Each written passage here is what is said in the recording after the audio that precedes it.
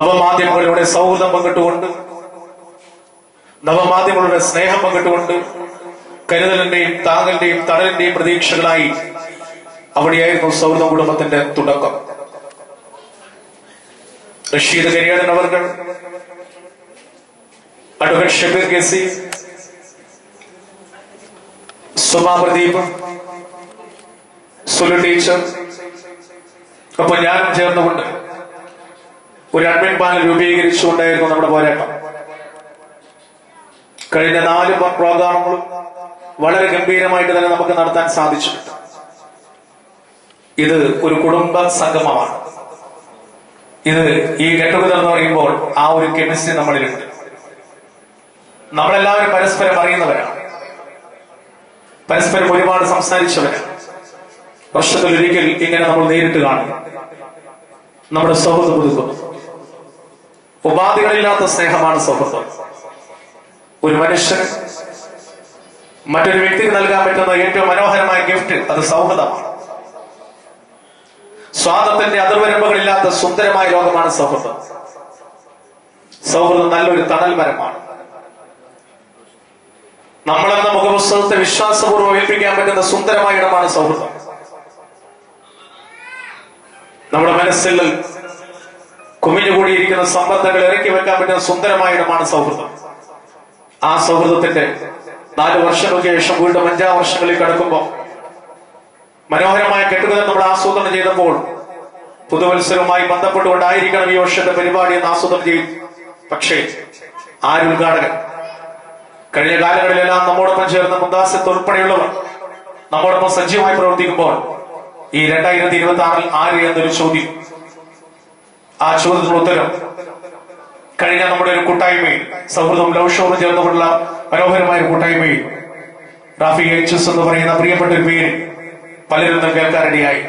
പ്രിയപ്പെട്ട സിറാജ് മമൂസ് മയ്യയുടെ കലാകാരനിലൂടെയൊക്കെ ഇത്തരം പേരുകൾ കേൾക്കാനിടയായപ്പോൾ ആ മനുഷ്യനെ കൂടുതൽ അടുത്തറിയാൻ ഞങ്ങളും ആഗ്രഹിച്ചു.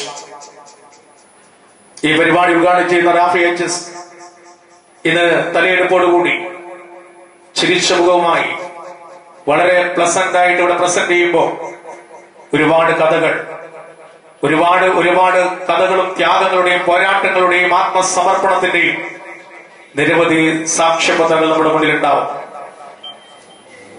ബിസിനസ് രംഗത്ത് സാമ്രാജ്യം കെട്ടിപ്പടുത്ത് ഉയർന്നങ്ങളിൽ എത്തുമ്പോൾ അതിനേക്കാൾ ഉയരത്തിൽ സ്നേഹത്തിന്റെ, സൗഹൃദത്തിന്റെ സാമ്രാജ്യം പടുത്തുയർത്താൻ ശ്രമിച്ച വ്യക്തിത്വമാണ് പ്രിയപ്പെട്ട റാഫിക്ക.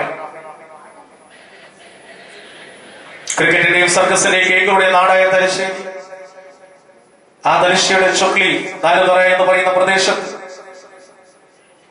കുഞ്ഞാഴ്ചയുടെയും അശ്വനയുടെയും മകനായി 9-ൽ 8ാമത്തെ മകനായി ജനിച്ച പ്രിയപ്പെട്ട റാഫിക്ക ഒരു തുറന്ന പാഠപുസ്തകമാണ്. അതുകൊണ്ടാണ് ഞാൻ പറയുന്നത്, തന്റെ ബാല്യകാലത്ത് വിശപ്പിന്റെ വികാരം എന്താണെന്ന് കൃത്യമായി മനസ്സിലാക്കി, പട്ടിണിയും ദാരിദ്ര്യം എന്താണെന്ന് കൃത്യമായി മനസ്സിലാക്കി, ആ കാലഘട്ടത്തിൽ യാതനകളും ത്യാഗങ്ങളും വേദനകളും സഹിച്ചുകൊണ്ട് 5ാം ക്ലാസ് വരെ വിദ്യാഭ്യാസം മാത്രം പൂർത്തീകരിച്ച് തുടർന്നുള്ള വിദ്യാഭ്യാസത്തിന് വലിയ പ്രതിസന്ധികളും മറ്റും സൃഷ്ടിക്കപ്പെട്ടപ്പോ ആ കാലഘട്ടത്തിൽ നമുക്കറിയാം, പിന്നീട് പിതാവിന്റെ കൂടെ ബാംഗ്ലൂർ പട്ടണത്തിലേക്ക് ജോലി തേടിപ്പോയ റാഫിക്ക പിതാവിനെ സഹായിക്കാൻ, ഒരു കുടുംബം പുലർത്താൻ വേണ്ടിയിട്ട് പ്രിയപ്പെട്ട രക്ഷിതാവ് ആത്മസമർപ്പണം നടത്തുമ്പോ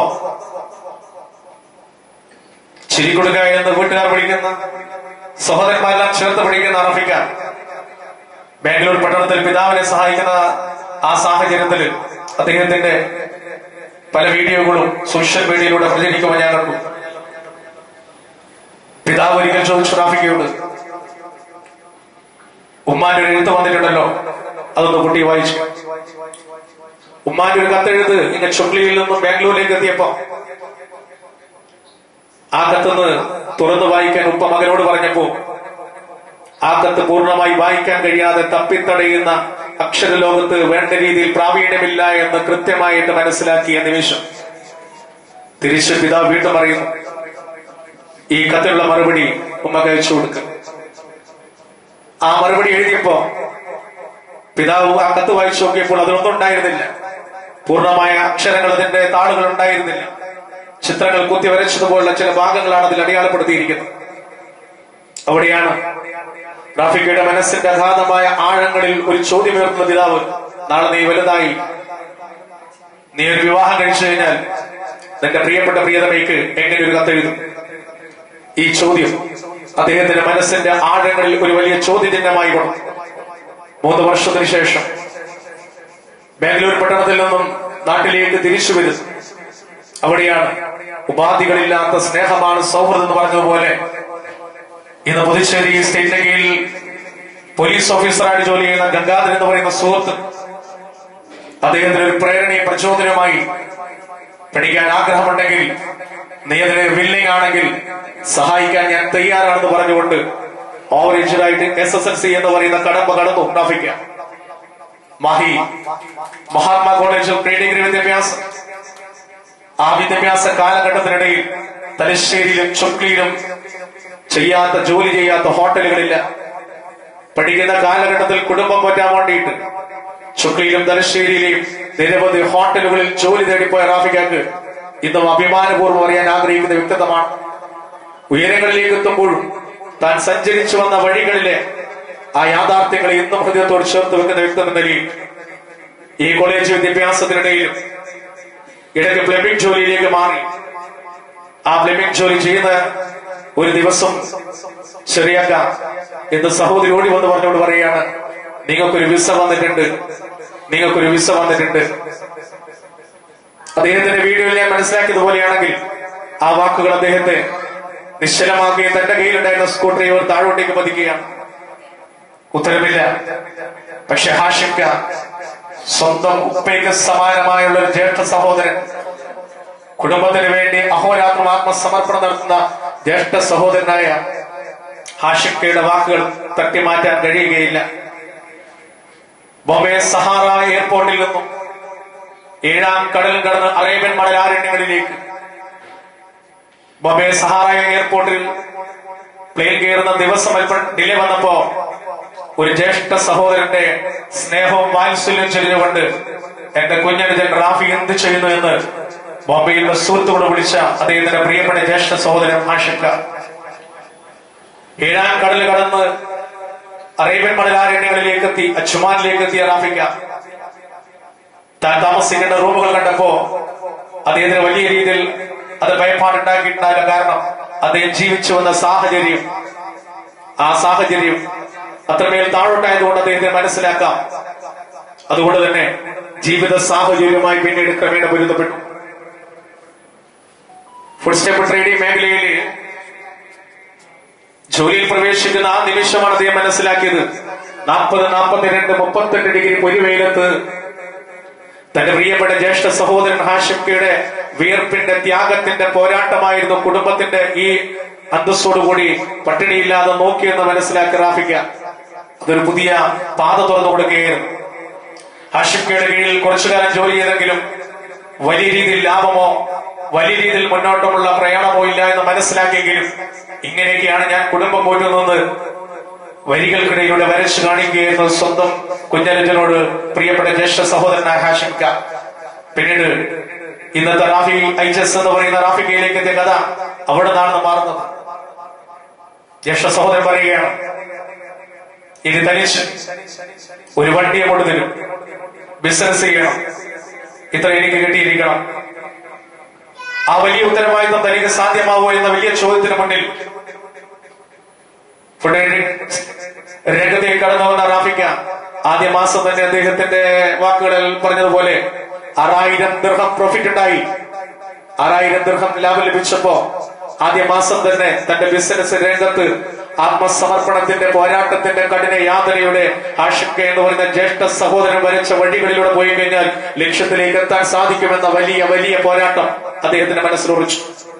പിന്നീട് അച്ചുമാനിലെ ഒരു ഗ്രോസറി, ആ ഗ്രോസറിയിൽ നിന്ന് പിന്നീട് അദ്ദേഹത്തിന്റെ വീഡിയോയിലെ ഭാഷയിൽ പറഞ്ഞു കഴിഞ്ഞാൽ തുടക്കത്തിൽ നല്ല രീതിയിൽ പോയെങ്കിലും ഒരു ഇട്ടം കഴിഞ്ഞപ്പോ ആ ഗ്രോസറി കൊടുക്കാനിടയായി 26,000 ദിർഹത്തിന്. ഒരു ബാഗ് കൊടുത്ത ഒരു നിമിഷം, ഒരു ദിവസം ഒരു കോള് വരികയാണ്. എന്റെ ഓർമ്മ ശരിയാണെങ്കിൽ ഹസനിക്ക. ആ കോളിൽ ചോദ്യം ഇങ്ങനെ, ഒരു ഷോപ്പ് കൊടുക്കുന്നുണ്ട്, അത് ആവശ്യമുണ്ടോ എന്ന്. അച്ചുമാനിൽ നിന്ന് പിന്നീട് ഇങ്ങോട്ടേക്ക് വന്ന് ഗൾഫിന്റെ മറ്റൊരു ഭാഗത്തേക്ക് പോയി 20,000 ദിർഹത്തിന് ആശോപ്പെടുത്തു.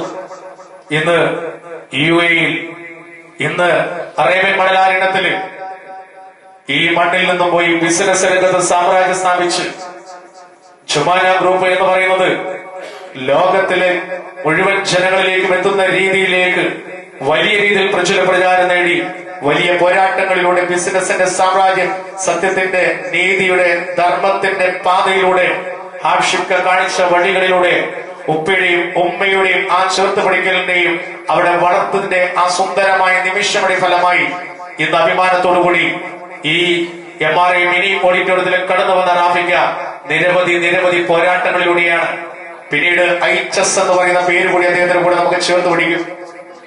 HS എന്ന് പറയുമ്പോ ഒരു ബ്രാൻഡ് നെയിം പോലെയും എങ്ങനെ ലഭിച്ചതാണ് HS? കുഞ്ഞേഷ്, ഉമ്മയുടെ പേര അസു, ഉപ്പയുടെ പേര, രണ്ടും കൂടി ചേർത്ത് വെച്ചതാണ് ഈ HS. അദ്ദേഹത്തിന്റെ പല ഭാഗങ്ങളിൽ ഞാൻ മനസ്സിലാക്കിയതുപോലെ സ്വന്തം വീടിന്റെ ഗൃഹപ്രവേശനത്തിന് നമ്മളൊക്കെ പണ്ഡിതന്മാരെയും അതിനപ്പുറത്തേക്കും തേടുമ്പോ ഈ പണ്ഡിതന്മാരെയെല്ലാം ക്ഷണിച്ചുകൊണ്ട് എന്റെ ജീവിതത്തിലെ ഏറ്റവും വലിയ പണ്ഡിതൻ എന്ന് പറയുന്നത് അന്ന് ജീവിച്ചിരിക്കുന്നത് അദ്ദേഹത്തിന്റെ ഉമ്മയാണ്. ആ ഉമ്മയാണ് എന്റെ പണ്ഡിത എന്ന് മനസ്സിലാക്കി പിടിച്ചുകൊണ്ടുവന്ന് ആ വീടിന്റെ പൊതുവാതിലിന്റെ ആ വാതിൽ തുറന്ന് അവിടെ പാല് കാച്ചി അതിനുശേഷം സ്നേഹം പങ്കിട്ട സുന്ദരമായ നിമിഷമുണ്ട്. ഈ ലോകത്ത് നിന്ന് കുഞ്ഞേശു എന്ന് പറയുന്ന പ്രിയപ്പെട്ട റാഫിക്കയുടെ ഉമ്മ ജീവിച്ചിരിപ്പില്ല. പക്ഷേ അദ്ദേഹത്തിന്റെ ഭാഷയിൽ പറഞ്ഞതുപോലെ ഉമ്മ മനോഹരമായി ഒരു തെങ്ങിൻ തൈ അവിടെ നട്ടിരുന്നു. ആ തെങ്ങിന് വളർന്നു വലുതായി സുന്ദരമായി വിളവെടുക്കുന്ന രീതിയിൽ തളർന്നു നിൽക്കുമ്പോ ഉമ്മയുടെ സ്നേഹമാണ് അതിൽ കാണുന്നത്, ഉമ്മയുടെ വാത്സല്യമാണ് അതിൽ കാണുന്നത്. ഇത് പറയാൻ യാതൊരു മടിയില്ലാതെ ഇന്നും ഹൃദയത്തോട് മാതാവിനെയും പിതാവിനെയും ചേർത്ത് പിടിച്ച ഒരു വ്യക്തിത്വം റാഫി HS. ഒരു തുറന്ന പാഠപുസ്തകം. ജോൺ കീറ്റ്സിന്റെ കവിതകളൊക്കെ പറഞ്ഞതുപോലെ കേൾക്കാനുള്ളതെല്ലാം മധുരം, കേട്ടതെല്ലാം മധുരം, കേൾക്കാനുള്ളതെല്ലാം അതിമധുരം എന്ന് പറഞ്ഞതുപോലെ ഇനിയും ഒരുപാട് പറയാനുണ്ട്. അത്രത്തോളം വളർന്നു വലുതാകുമ്പോഴും എളിമയുടെയും സ്നേഹത്തിന്റെയും കരുണയുടെയും സാഹോദര്യത്തിന്റെയും സാമ്രാജ്യം പടുത്തുയർത്തി ഇന്ന് റാഫി HS മലബാറിലെ ജനഹൃദയങ്ങളുടെ അഗാധമായ ആഴങ്ങൾ ആഴ്ന്നിറങ്ങി സ്നേഹത്തിന്റെ പര്യായമായി, കരുണയുടെ പര്യായമായി ബിസിനസ് രംഗത്ത് സാമ്രാജ്യം പടുത്തുയർത്തപ്പോഴും ഞാൻ കടന്നു വന്ന വഴികളിലേക്ക്, എന്റെ സൗഹൃദങ്ങളിലേക്ക്, എന്റെ കുട്ടിക്കാലം, എന്റെ ബാല്യം, എന്റെ ഗംഗാധരൻ തുടങ്ങിയ എല്ലാ പേരുകളിൽ ഓർത്തെടുക്കാൻ സാധിക്കുന്നുണ്ടെങ്കിൽ അദ്ദേഹത്തിന്റെ ജീവിതം നമുക്കൊരു വലിയ പാഠമാണ്. അതുകൊണ്ട് ഈ പരിപാടി ഔപചാരികമായി ഉദ്ഘാടനം നിർവഹിക്കുന്നത് പ്രിയപ്പെട്ട റാഫി HS അവർകളാണ്. ഏറെ സ്നേഹത്തോടുകൂടി ഈ പരിപാടിയിലേക്ക് അദ്ദേഹത്തെ സ്വാഗതം ചെയ്യും. അദ്ദേഹത്തെ നിങ്ങൾ എല്ലാവർക്കും വേണ്ടി ഒരിക്കൽ കൂടി സ്വാഗതം ചെയ്യുകയാണ്. ശരിക്കും മറ്റൊരു പേര് കൂടിയുണ്ട്, റാഫി HS.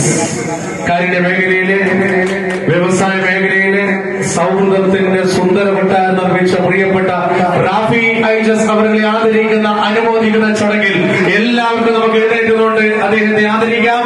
ഉപഹാരം നൽകുന്നതിന് വേണ്ടി എഴുത്തുകളുടെ രാജകുമാരി മുംതാസത്തെയും ഏറ്റുവാങ്ങുന്നതിന് വേണ്ടി പ്രിയപ്പെട്ട റാഫി HS അവരെയും ക്ഷണിക്കുകയാണ്.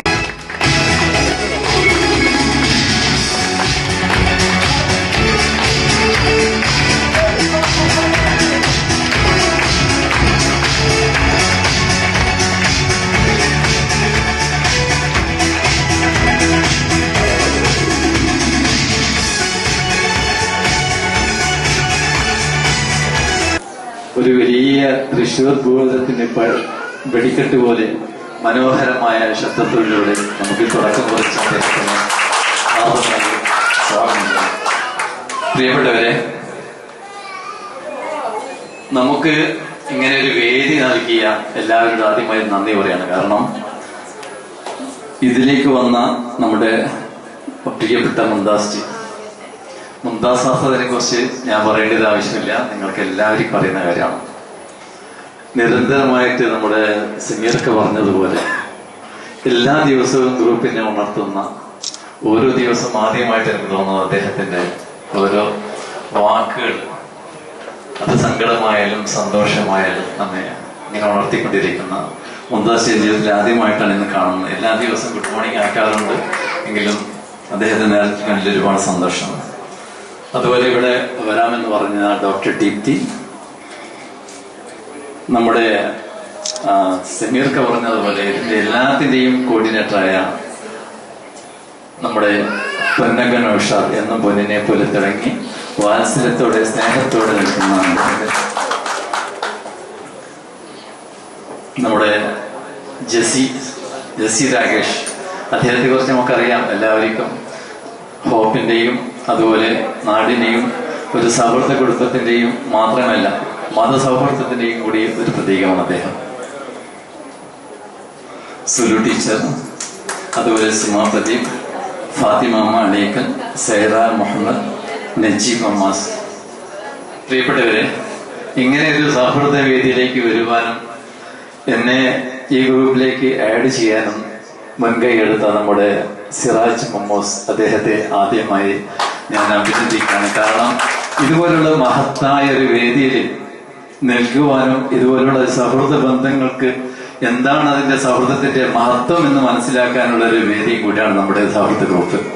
അതിലൊക്കെ പ്രിയപ്പെട്ട സമീർ സാറിനെ ഞാൻ ഇതുവരെ സാറിന് വിളിക്കുന്നത് തന്നെ ഒരു പലപ്രാവശ്യം പറയുന്നത്. പക്ഷെ സമീർക്ക ഇവിടെ പറഞ്ഞ വാക്കുകള് എന്താ പറയാ, ഞാനൊരു ഡോക്യുമെന്റ് എന്റെ ജീവിതത്തിലെ എല്ലാ ഭാഗങ്ങളും ഇങ്ങനെ ഒപ്പിയെടുത്തതുപോലെ ഞാൻ അറിയാതെ എന്റെ കണ്ണു നിറച്ച ഒരു പ്രസംഗമായിരുന്നു. ജീവിതത്തില് നമുക്കൊരുപാട് പ്രയാസങ്ങളില്ലാത്ത ഒരാളും ജീവിതത്തിൽ മുന്നേറാൻ കഴിഞ്ഞിട്ടില്ല എന്നതാണ് സത്യം. എന്ത് പ്രതിസന്ധി ഉണ്ടെങ്കിലും ദൈവം മുകളിലുണ്ട്. നമ്മൾ സത്യസന്ധമായിട്ട് ജീവിതത്തെ മുന്നോട്ട് നയിക്കുകയാണെങ്കിൽ നമുക്ക് അവിടെ വിജയം കരസ്ഥമാക്കുവാൻ കഴിയുമെന്നതാണ് എന്റെ ജീവിതം എന്നെ പഠിപ്പിക്കുന്നത്.